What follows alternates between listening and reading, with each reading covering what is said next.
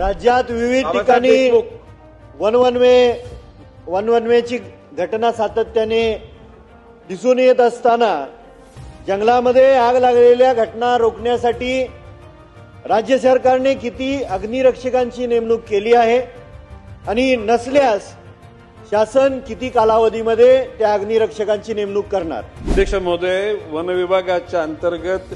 One मजूर, वनपाल, RFO, DFO या सगळ्या यंत्रणा जॉईंट फॉरेस्ट मॅनेजमेंटच्या माध्यमातून सुद्धा लोकांचं सहभाग घेऊन या वनव्यावर नियंत्रण करण्याचा प्रामाणिकपणे प्रयत्न केला जातोय।